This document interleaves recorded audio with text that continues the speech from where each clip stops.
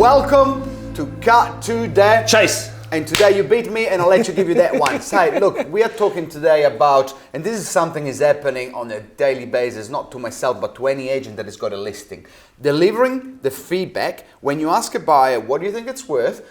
You know, what you base that on, what comparables, what property have you seen that sold at that level, and you pass on the feedback to the vendor, and the vendor then goes, what?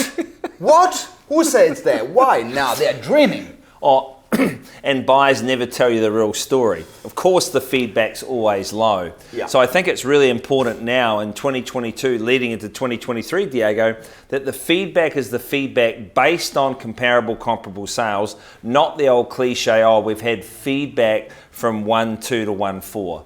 No, we're consistently getting feedback on 1,250,000 based on the sale here.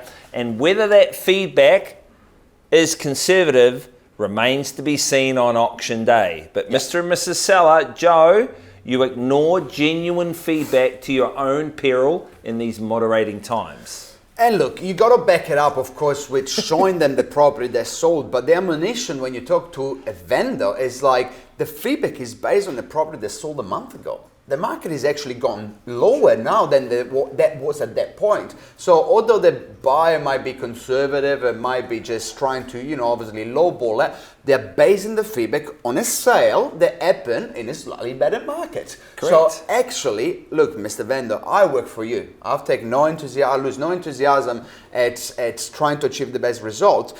But you cannot argue with a property similar to yours that's sold in a better market at this level.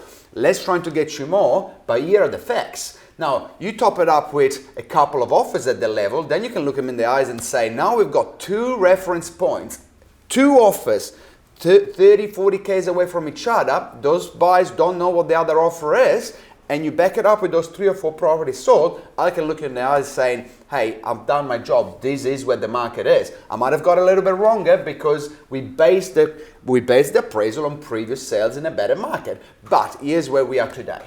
Correct. Honest conversations, so right? Don't give them those ranges. We've had feedback from 1.2 to 1.4. That's the agents trying to softly go, it's worth 1.2, trying to defend their CMA at 1.4 where the vendor's expectations are 1.5. You just cannot do it anymore. But as well, at the CMA point, that's when you got to use strategic words, genuine strategic words, and say, I use the line of, today, we don't decide what the property is worth. The goalpost, the indication is based on the last 3 months worth of sales, and we know that in the last 3 months, every month the market has gone down. And I'm expecting probably, I wish it wasn't the case, but I'm expecting the market to go down in the next 2 months while we're on the market. Yeah, this trend will probably continue, but we'll get you out of the market. We'll get you out of the market, but if you don't use certain keywords at the appraisal, then you look like a muppet a few months down the line because you promise something that you can't promise. So you got to go in at appraisal time, give them all the hope in the world, but be realistic and say, today we don't decide what the property is worth. The property is worth once we're on the market based on what sold now over the last few weeks.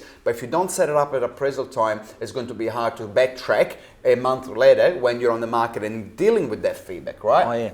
Oh, my agent said I'd get this. Yeah. Yeah, we based our reserve or we based our expectations on the appraisal. Yeah. Oh, but the CV is there. It's not worth 200 grand below CV. Look, we hear them all the time, right? Equip yourself with facts, set it up correctly at the appraisal time so you don't backtrack fast forward when you're on the market, and give them offers. Yeah, but don't give them those big ranges. No, don't do that. Cut to the chase. We'll see you next week. With bells on.